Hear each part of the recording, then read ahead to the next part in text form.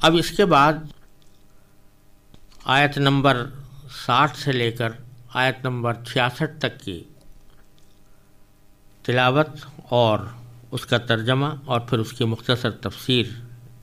پیش کرنے کی کوشش کرتا ہوں۔ اعوذ باللہ من الشیطان الرجیم، بسم اللہ الرحمن الرحیم۔ وَإِذِ اسْتَسْقَىٰ مُوسَىٰ لِقَوْمِهِ فَقُلْنَا اضْرِب بِّعَصَاكَ الْحَجَرَ فَانفَجَرَتْ مِنْهُ 12 عَيْنًا قَدْ عَلِمَ كُلُّ أُنَاسٍ مَّشْرَبَهُمْ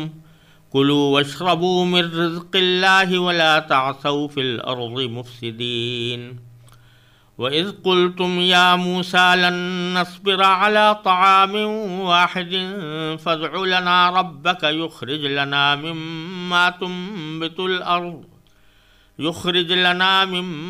تُنبِتُ الْأَرْضُ مِن بَقْلِهَا وَقِثَّائِهَا وَفُومِهَا وَعَدَسِهَا وَبَصَلِهَا قَالَ أَتَسْتَبْدِلُونَ الَّذِي هُوَ أَدْنَىٰ بِالَّذِي هُوَ خَيْرٌ اهبطوا مصرا فإن لكم ما سألتم وضربت عليهم الذلة والمسكنة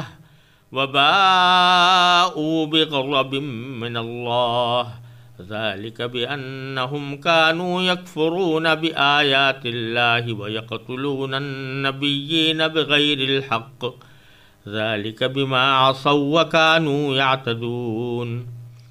ان الذين آمنوا والذين هادوا والنصارى والصابئين من آمن بالله واليوم الآخر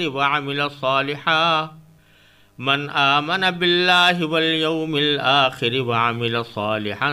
فلهم أجرهم عند ربهم ولا خوف عليهم ولا هم يحزنون وَإِذْ أَخَذْنَا مِيثَاقَكُمْ وَرَفَعْنَا فَوْقَكُمُ الطُّورَ خُذُوا مَا آتَيْنَاكُمْ بِقُوَّةٍ وَاذْكُرُوا مَا فِيهِ لَعَلَّكُمْ تَتَّقُونَ ثُمَّ تَوَلَّيْتُم مِّن بَعْدِ ذَلِكَ فَلَوْلَا فَضْلُ اللَّهِ عَلَيْكُمْ وَرَحْمَتُهُ لَكُنتُم مِّنَ الْخَاسِرِينَ وَلَقَدْ عَلِمْتُمُ الَّذِينَ اعْتَدَوْا مِنكُمْ فِي السَّبْتِ فَقُلْنَا لَهُمْ كُونُوا قِرَدَةً خَاسِئِينَ فَجَعَلْنَاهَا نَكَالًا لِّمَا بَيْنَ يَدَيْهَا وَمَا خَلْفَهَا وَمَوْعِظَةً لِّلْمُتَّقِينَ۔ ان آیات کریمہ کا ترجمہ یہ ہے کہ وہ وقت بھی یاد کرو جب موسیٰ نے اپنی قوم کے لیے پانی مانگا تو ہم نے کہا اپنی لاٹھی پتھر پر مارو، چنانچہ اس پتھر سے 12 چشمے پھوٹ نکلے۔ ہر ایک قبیلے نے اپنے پانی لینے کی جگہ معلوم کر لی۔ ہم نے کہا اللہ کا دیا ہوا رزق کھاؤ پیو اور زمین میں فساد مچاتے مت پھرنا۔ اور وہ وقت بھی یاد کرو جب تم نے کہا تھا کہ اے موسیٰ ہم ایک ہی کھانے پر صبر نہیں کر سکتے، لہذا ہماری خاطر اپنے پروردگار سے مانگیے کہ وہ ہمارے لیے کچھ وہ چیزیں پیدا کرے جو زمین اگایا کرتی ہے، یعنی زمین کی ترکاریاں، اس کی ککڑیاں، اس کا گندم، اس کی دالیں اور اس کی پیاز۔ موسیٰ نے کہا جو چیز بہتر تھی کیا تم اس کو ایسی چیزوں سے بدلنا چاہتے ہو جو گھٹیا درجے کی ہیں؟ خیر، ایک شہر میں جا اترو تو وہاں تمہیں وہ چیزیں مل جائیں گی جو تم نے مانگی ہیں۔ اور ان بنی اسرائیل پر ذلت اور بے کسی کا ٹھپا لگا دیا گیا اور وہ اللہ کا غضب لے کر لوٹے۔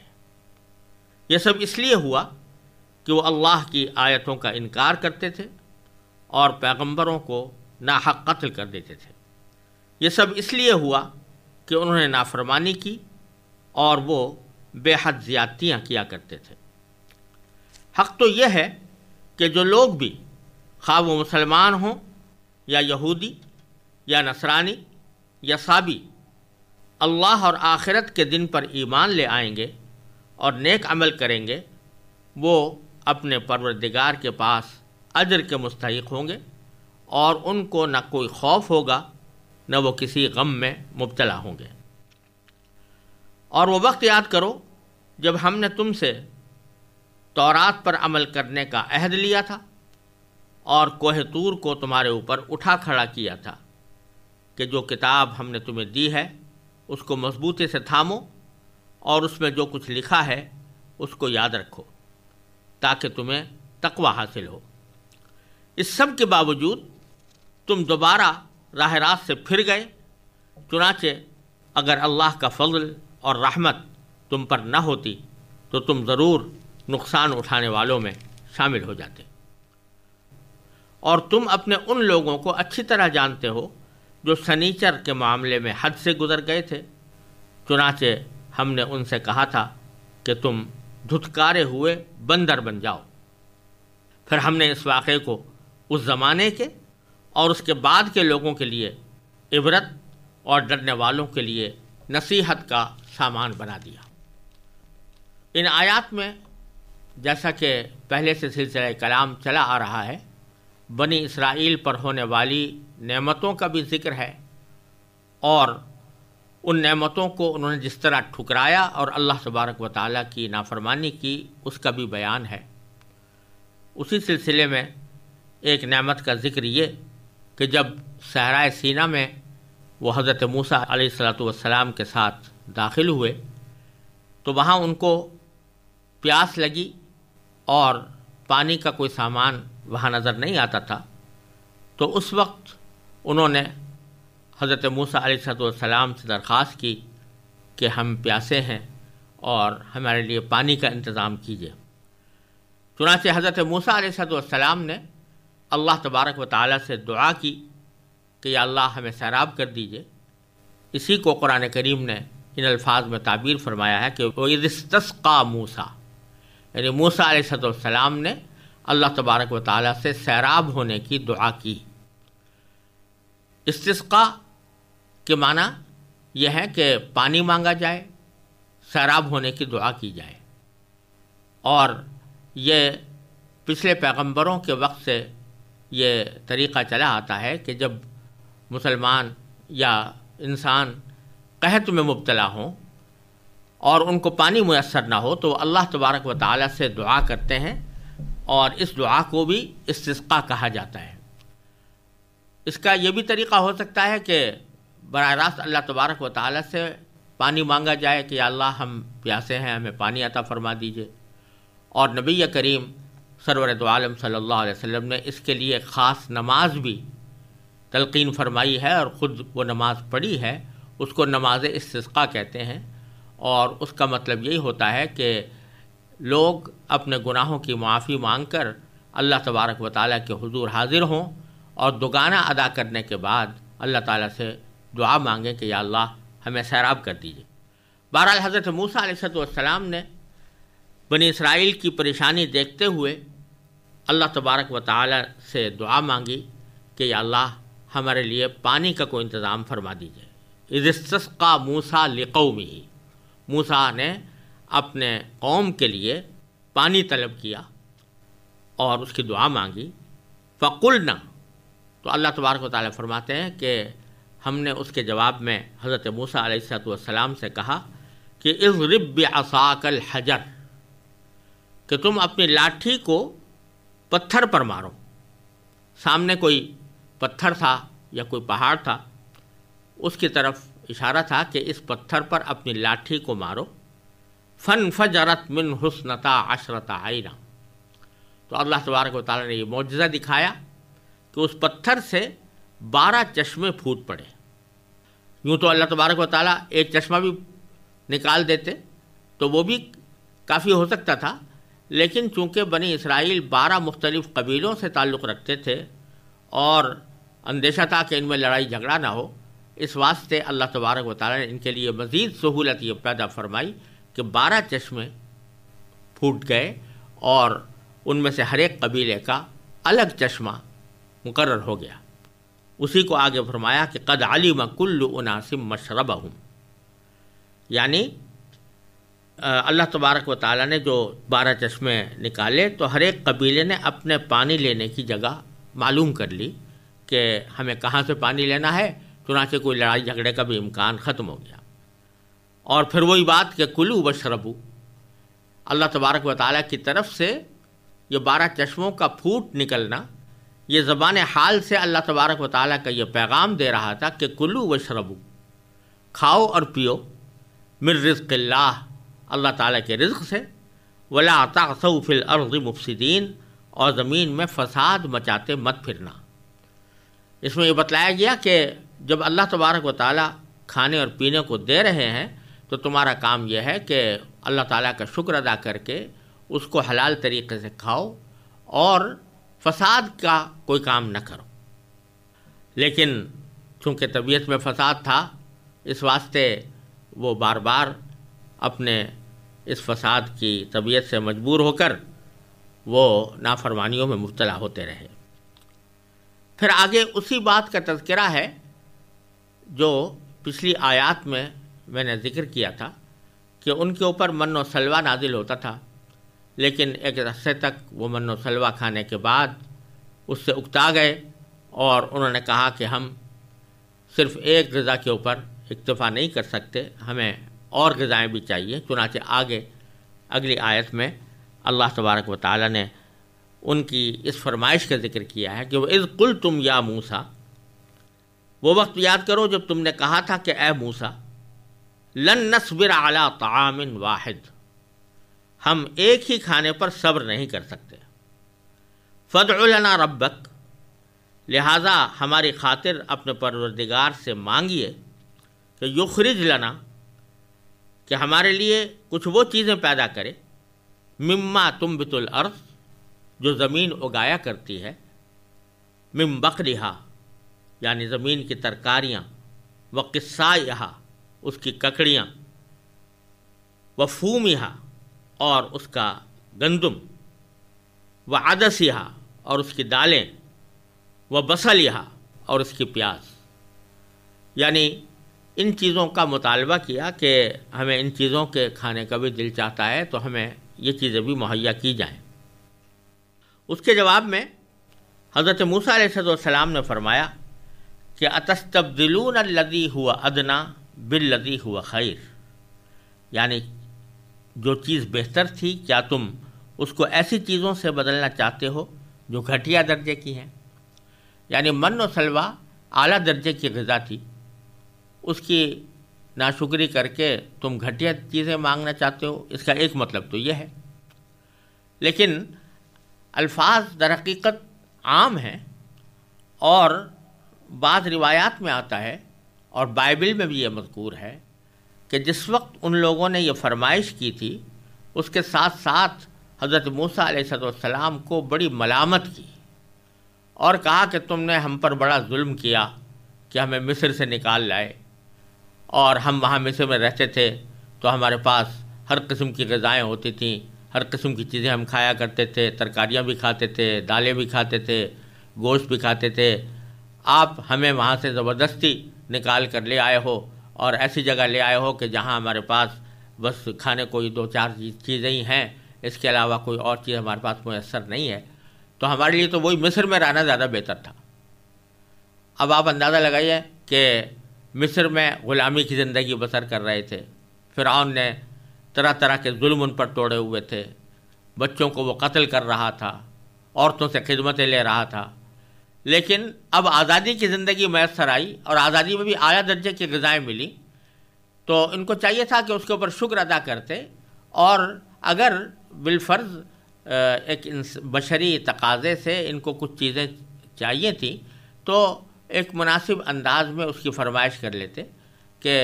ہم ایک چیز کے اوپر کھاتے کھاتے اگرچہ بہت اعلیٰ درجے کی چیزیں ہیں، ہمیں بہت اچھی لگتی ہیں، لیکن بہت عرصے تک ہم صرف اسی کے اوپر اکتفا نہیں کر سکتے، تو ہمیں اور بھی کچھ دے دیجیے۔ اگر یہ بات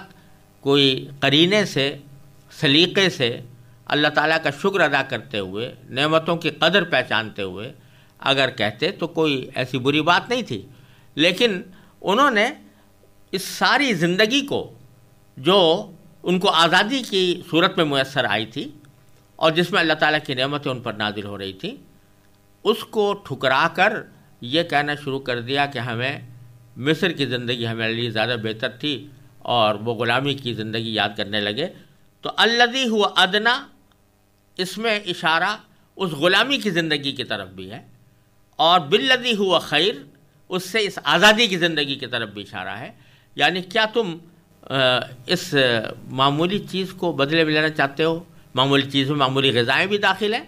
اور ساتھ میں غلامی کی زندگی بھی داخل ہے۔ بالذی ہوا خیر، اور اس چیز کے بدلے میں جو تمہارے لیے بہتر ہے، یعنی آزادی کی زندگی، راحت کی زندگی،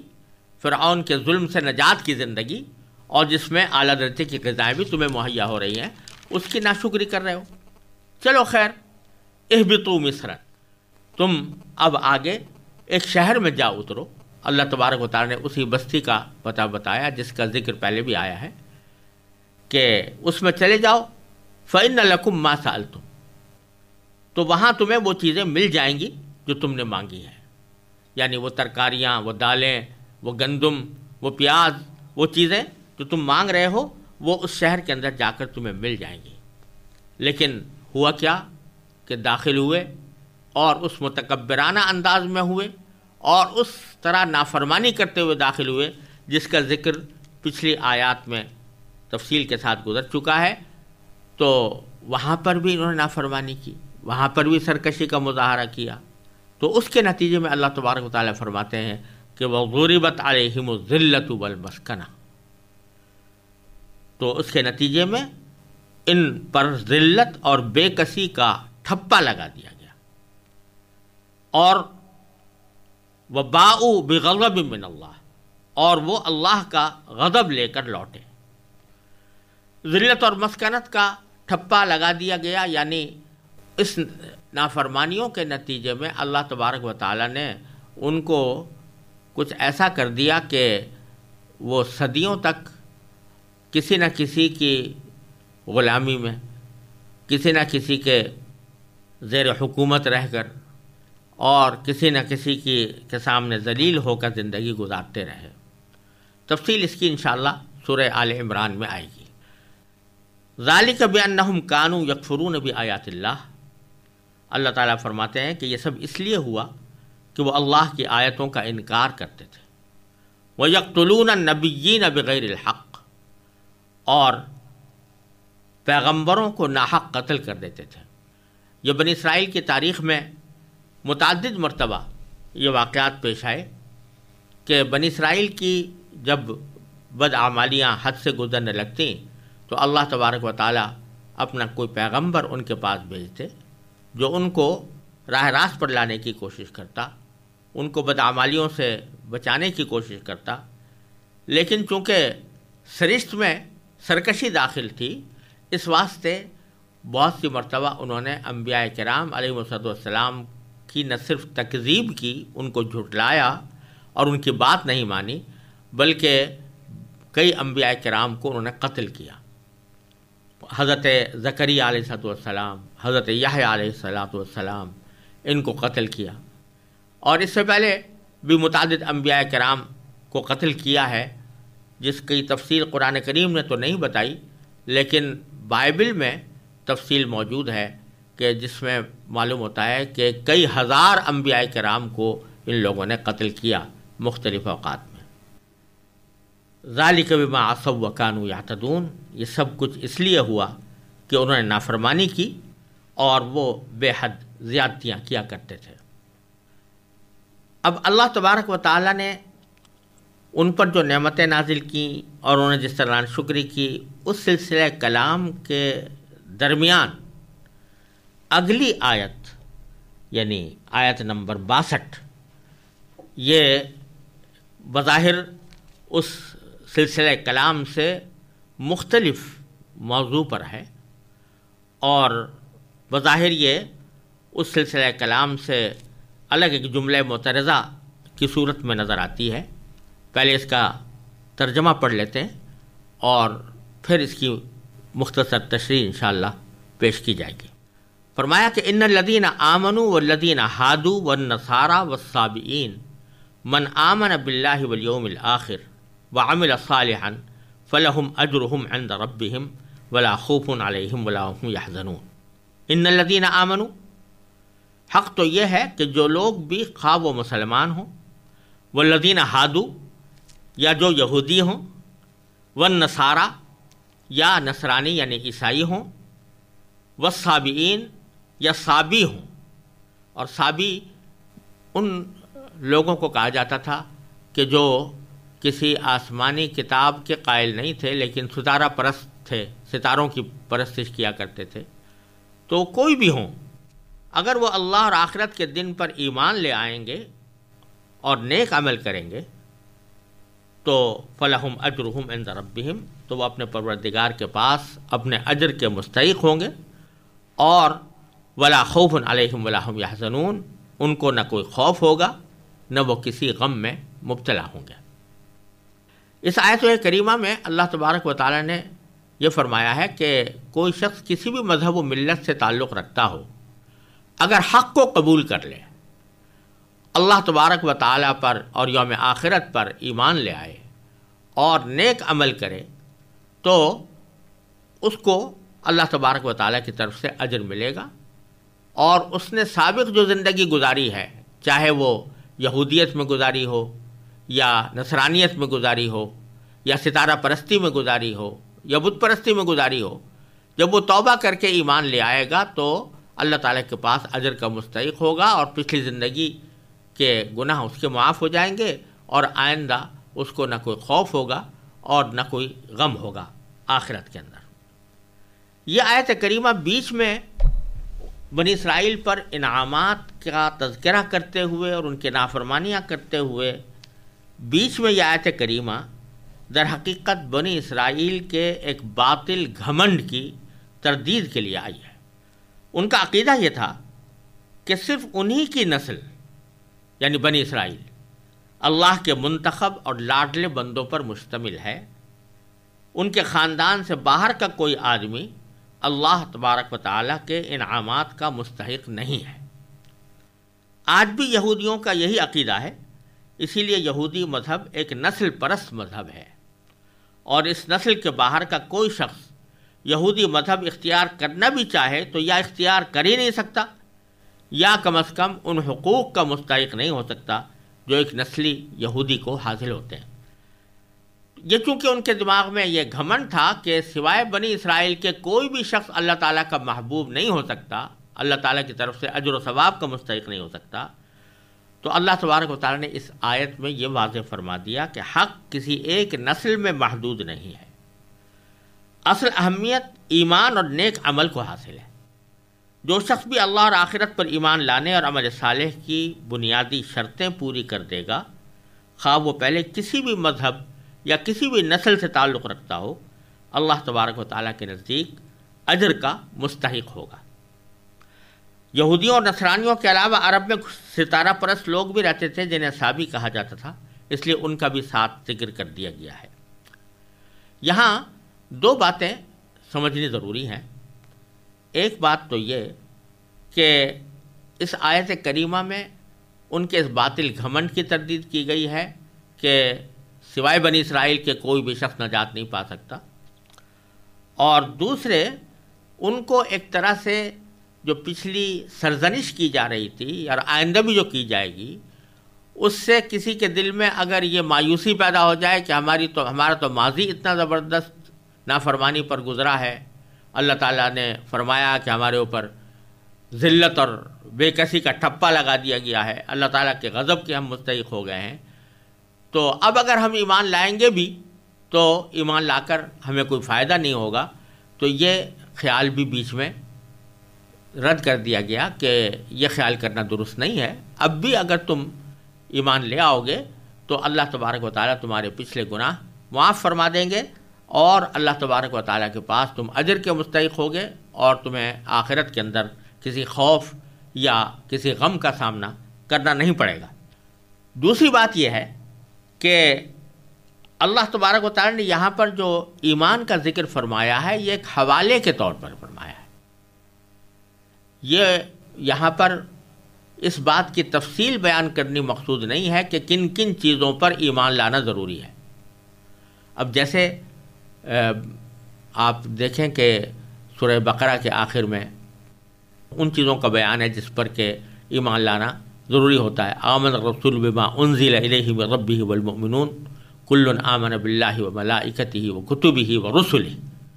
وہاں تفصیل آئی ہے کہ فلاں فلاں چیزوں پر ایمان لانا ضروری ہے، اس میں تمام پیغمبروں پر ایمان لانا، تمام کتابوں پر ایمان لانا، فرشتوں پر ایمان لانا، وہ ساری تفصیل وہاں پر بیان فرمائی گئی ہے۔ یہاں وہ تفصیل بیان کرنا مقصود نہیں ہے کہ ایمان کن کن چیزوں پر لایا جائے گا، بلکہ ایمان کو ایک حوالے کے طور پر ذکر کیا گیا ہے، لہذا اس میں انبیاء کرام کا ذکر نہیں آیا۔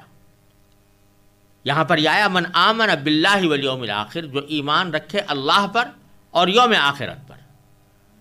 اور آگے عمل صالحا کہہ دیا گیا ہے۔ تو یہاں ایمان کا ذکر ایک حوالے کے طور پر آیا ہے کہ ایمان کا جو صحیح تقاضا ہے اللہ پر ایمان لانے کا،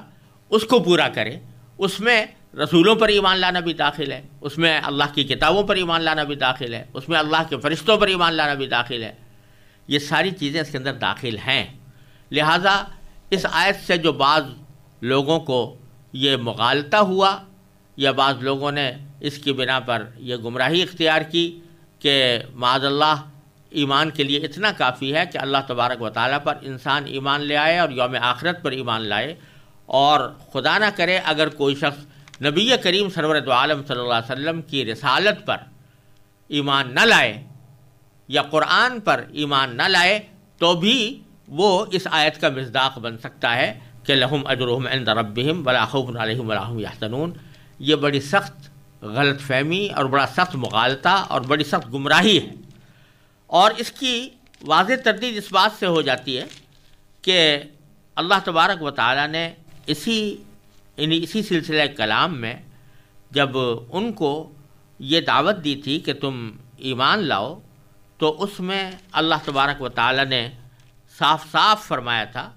کہ تم ولا تکونوا اول کافر وآمنوا بما انزلت مصدقا لما معکم ولا تکونوا اول کافر بہ۔ یہ اسی سورہ بقرہ کی آیت نمبر 41 میں اللہ تبارک و تعالیٰ نے یہ بات فرمائی، اسی سلسلہ کلام میں جہاں پر ان کے اوپر نعمتوں کا اور ان کی نافرمانیوں کا ذکر ہو رہا ہے، اسی میں یہ فرمایا کہ جو کلام میں نے نازل کیا ہے یعنی قرآن، اس پر ایمان لاؤ، اور ولا تکونوا اول کافر بہ، اور تم ہی سب سے پہلے اس کے منکر یا کافر نہ بن جاؤ۔ تو اس میں صاف صاف فرما دیا گیا کہ قرآن پر ایمان لائے بغیر اور نبی کریم سرور دو عالم صلی اللہ علیہ وسلم پر ایمان لائے بغیر کوئی شخص مومن نہیں ہو سکتا۔ لہذا یہ کیسے ممکن ہے کہ بعد میں دوسری آیت میں اللہ تعالیٰ یہ فرما دیں کہ رسول پر ایمان لانا ضروری نہیں ہے اور صرف اللہ اور یوم آخرت پر ایمان لانا کافی ہے؟ تو در حقیقت یہ بہت بڑی غلط فہمی ہے۔ خود قرآن کریم کی متعدد آیات اس کی تردید کرتی ہیں، اور حقیقت یہ ہے کہ اللہ پر ایمان لانے میں اس کے تمام رسولوں پر ایمان لانا بھی داخل ہے۔ لہذا نجات پانے کے لیے رسول اکرم صلی اللہ علیہ وسلم پر ایمان لانا بھی ضروری ہے۔ چنانچہ پچھلے آیت نمبر 40 اور 41 میں بھی اللہ تعالیٰ نے حضور اقدس صلی اللہ علیہ وسلم پر ایمان لانے کا حکم دیا ہے، اور اس کے علاوہ مزید متعدد صورتوں میں متعدد آیتوں میں اللہ تبارک و تعالیٰ نے یہ واضح فرمایا ہے کہ جو رسول کریم سرور دو عالم صلی اللہ علیہ وسلم پر اور آپ پر نازل ہونے والی کتاب پر ایمان نہ رکھے وہ کبھی بھی مومن نہیں ہو سکتا۔ اب آگے پھر وہی سلسلہ کلام جاری ہے، یعنی بنی اسرائیل پر کی جانے والی نعمتوں کا بھی اور ان کے سرکشیوں کا بھی۔ چنانچہ آگے فرمایا وَإِذْ أَخَذْنَا مِيثَاقَكُمْ وَرَفَعْنَا فَوْقَكُمُ الطُّورَ، اور اس وقت کو یاد کرو جب ہم نے تم سے تورات پر عمل کرنے کا عہد لیا تھا اور کوہ طور کو تمہارے اوپر اٹھا کھڑا کیا تھا کہ خذوا ما آتیناکم بقوۃ، کہ جو کچھ کتاب ہم نے تمہیں دی ہے یعنی تمہارے احکام اس کتاب میں نازل کیے ہیں ان کو قوت کے ساتھ تھام لو، مضبوطی سے تھام لو، واذکروا ما فیہ، اور جو کچھ اس میں ہے اس کو یاد رکھو، لعلکم تتقون، تاکہ تمہیں تقوی حاصل ہو۔ اس کا پس منظر یہ ہے کہ جب حضرت موسیٰ علیہ السلام تورات لے کر آئے، کوہ طور پر جانے کا ذکر پہلے آ چکا ہے، وہاں اللہ تعالیٰ نے ان کو تورات عطا فرمائی اور وہ تورات لے کر اپنی قوم کے پاس آئے، تو بنی اسرائیل نے دیکھا کہ اس کے بعض احکام بہت سخت ہیں، اس لیے اس سے بچنے کے لیے بہانے تلاش کرنے شروع کر دیا۔ پہلے تو انہوں نے یہ کہا کہ اللہ تعالی ہم سے خود کہے کہ تورات پر عمل کرنا ضروری ہے۔ مطالبہ اگرچہ نامعقول تھا، مگر ان پر حجت تمام کرنے کے لیے ان میں سے 70 آدمی منتخب کر کے حضرت موسیٰ علیہ السلام کے ساتھ کوہ طور پر بھیجے گئے، جس کی تفصیل انشاءاللہ سورہ اعراف کی آیت نمبر 155 میں آگے آئے گی انشاءاللہ۔ یہ 70 آدمی وہاں کوہ طور پر حضرت موسیٰ علیہ السلام کے ساتھ گئے۔ ان کو اللہ تبارک و تعالیٰ نے براہ راست تورات پر عمل کا حکم دیا، مگر جب یہ واپس لوٹے تو انہوں نے اپنی قوم کے سامنے یہ بات تو کہی کہ اللہ تعالیٰ نے تورات پر عمل کا حکم دیا ہے، لیکن اس میں ایک بات اپنی طرف سے یہ بڑھا دی کہ اللہ تبارک و تعالیٰ نے یہ بھی فرمایا ہے کہ جتنا تم سے ہو سکے اتنا عمل کر لینا، اور جو نہ ہو سکے وہ ہم معاف کر دیں گے۔ چنانچہ تورات کے جس حکم میں انہیں کچھ مشکل نظر آئی تو وہ یہ بہانہ تلاش لیتے تھے کہ یہ حکم بھی اسی چھوٹ میں داخل ہے جو اللہ تبارک و تعالیٰ نے ہمیں دی ہے، یعنی یہ کہ جس حکم پر ہم آسان سمجھیں عمل کر لیں، جس میں مشکل نظر آئے اسے چھوڑ دیں۔ اس موقع پر اللہ تبارک و تعالیٰ نے کوہ طور ان کے سروں پر بلند کر دیا کہ تورات کے تمام احکام کو تسلیم کرو۔ جب انہیں یہ اندیشہ ہوا کہ کہیں پہاڑ ان پر گرا ہی نہ دیا جائے، تب ان لوگوں نے تورات کو ماننے اور اس پر عمل کرنے کا عہد کیا۔ اس آیت میں اسی واقعے کی طرف اشارہ ہے۔ اب قرآن کریم نے یہ تفصیل نہیں بتائی کہ کوہ طور کو کس طرح بلند کیا گیا تھا۔ اس کا یہ معنی بھی ہو سکتا ہے کہ پہاڑ کو اپنی جگہ سے ہٹا کر ان کے سروں پر معلق کر دیا گیا ہو۔ چنانچہ حافظ ابن جریر رحمۃ اللہ علیہ نے متعدد تابعین سے یہی تفسیر نقل کی ہے، اور ظاہر ہے کہ اللہ تعالیٰ کی قدرت سے یہ کچھ بعید نہیں کہ پہاڑ کو واقعتاً اپنی جگہ سے ہٹا کر ان کے سروں پر معلق کر دیا جائے، لیکن یہ بھی ممکن ہے کہ کوئی اور ایسی صورت پیدا فرما دی گئی ہو کہ ان لوگوں کو ایسا محسوس ہوا کہ پہاڑ ان پر آ گرے گا۔ مثلا کوئی زلزلہ آ گیا جس سے انہیں ایسا لگا کہ پہاڑ گرنے والا ہے۔ چنانچہ سورہ اعراف کی آیت نمبر 171 میں اس واقعے کے بارے میں یہ الفاظ آئے ہیں کہ وَإِذْ نَتَقْنَا الْجَبَلَ فَوْقَهُمْ كَأَنَّهُ ظُلَّةٌ وَظَنُّوا أَنَّهُ وَاقِعٌ بِهِمْ، یعنی ہم نے پہاڑ کو زور زور سے ہلایا ان کے اوپر، اس طرح جیسے کہ وہ کوئی سائبان ہو، اور وہ یہ سمجھنے لگے کہ وہ ہم ان پر آ کر گر پڑے گا۔ اس میں قرآن کریم نے لفظ نطق استعمال فرمایا ہے، جس کے معنی لغت میں زور زور سے ہلانے کے آتے ہیں۔ لہذا آیت کا یہ ترجمہ بھی ممکن ہے کہ جب ہم نے پہاڑ کو ان کے اوپر زور سے اس طرح ہلایا کہ ان کو یہ گمان ہوا کہ وہ ان پر گر پڑے گا، یہ ترجمہ بھی اس آیت کا کیا جا سکتا ہے۔ تو دونوں میں سے کون سی صورت اختیار کی گئی اس کی حقیقت اللہ تبارک و تعالی ہی جانتے ہیں، دونوں ممکن ہیں۔ بہرحال کوئی ایسی صورت اختیار کی گئی جس کے نتیجے میں وہ یہ سمجھے کہ اگر ہم نے تورات کے تمام احکام کو بلا استثناء تسلیم نہ کیا تو یہ پہاڑ ہم پر گر کر ہم کو تباہ کر سکتا ہے۔ اس وقت انہوں نے یہ عہد کیا کہ ہم تورات کے تمام احکام کو مانتے ہیں اور اس پر عمل کریں گے۔ یہاں یہ بات بھی واضح رہنی چاہیے کہ کسی شخص کو ایمان قبول کرنے پر تو زبردستی مجبور نہیں کیا جا سکتا۔ کوئی آدمی اگر غیر مسلم ہے تو اس کو اسلام لانے پر یا ایمان لانے پر اس طرح مجبور نہیں کیا جا سکتا کہ تم یا تو ایمان لاؤ ورنہ ہم تمہیں قتل کر دیں گے یا تمہیں تباہ کر دیں گے۔ لا اکراہ فی الدین، قرآن کریم نے فرمایا کہ دین کے معاملے میں کوئی زبردستی نہیں۔ لیکن جب ایک شخص ایمان لے آئے تو ایمان لانے کے بعد اگر کوئی نافرمانی کرے تو اس کی بہت سی سزائیں ہو سکتی ہیں، اور ان میں سزائے موت بھی ہو سکتی ہے، ڈرانا دھمکانا بھی ہو سکتا ہے، اور ڈرا دھمکا کر اس کو حکم ماننے پر آمادہ بھی کیا جا سکتا ہے۔ بنو اسرائیل چونکہ پہلے ایمان لا چکے تھے، اس لیے اللہ تبارک و تعالی نے ان کو عذاب سے ڈرا کر فرما برداری پر آمادہ فرمایا۔ تو یہی مطلب ہے اس آیت کریمہ کا کہ اذا اخذنا میثاقکم، وہ وقت یاد کرو جب ہم نے تم سے تورات پر عمل کرنے کا عہد لیا تھا، ورفعنا فوقکم الطور، اور کوہ طور کو تم پر اٹھا کھڑا کیا تھا، خذوا ما آتیناکم بقوۃ، کہ جو کتاب ہم نے تمہیں دی ہے اس کو مضبوطی سے تھامو، واذکروا ما فیہ، اور اس میں جو کچھ لکھا ہے اس کو یاد رکھو، لعلکم تتقون، تاکہ تمہیں تقوی حاصل ہو۔ لیکن کیا ہوا؟ اگلی آیت میں اس کا بیان ہے کہ ثم تولیتم من بعد ذلک، اس طرح تم نے عہد بھی کر لیا، مان بھی لیا، لیکن اس کے باوجود تم دوبارہ راہ راست سے پھر گئے۔ چنانچہ فرماتے ہیں کہ فلولا فضل اللہ علیکم ورحمتہ لکنتم من الخاسرین، ان ساری نافرمانیوں کے باوجود اللہ تبارک و تعالیٰ نے تم کو ہلاک و برباد نہیں کیا۔ تمہارے کرتوت تو ایسے تھے کہ اگر اللہ تعالیٰ تمہیں تباہ کرنا چاہتا تو تباہ کر دیتا، لیکن پھر بھی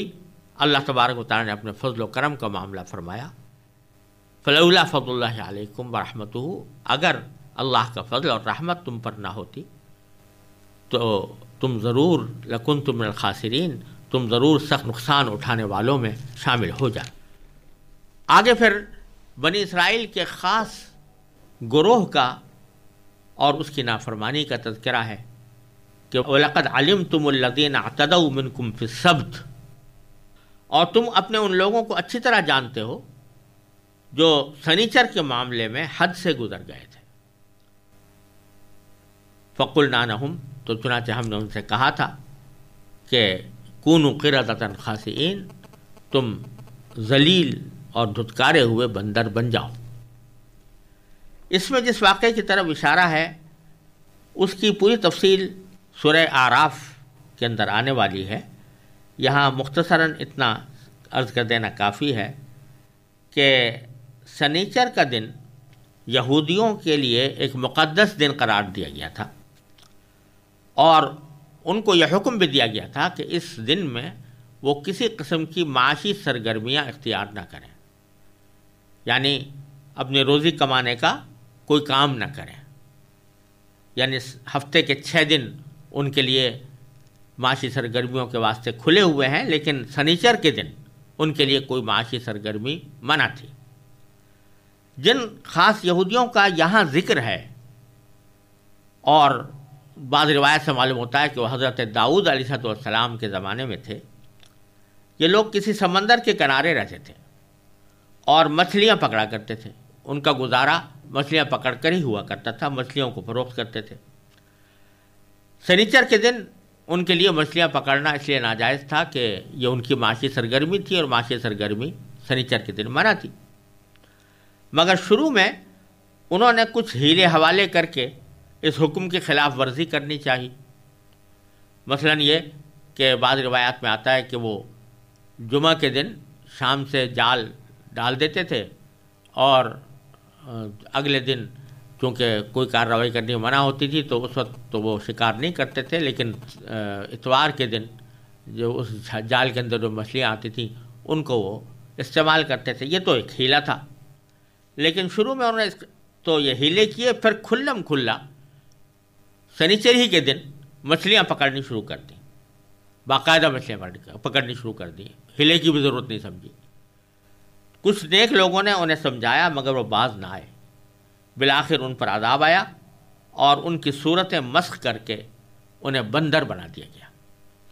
اللہ تبارک و تعالیٰ نے ان کو مسخ کا عذاب دیا، یعنی ان کی صورتیں بگاڑ کر بندر میں تبدیل کر دی۔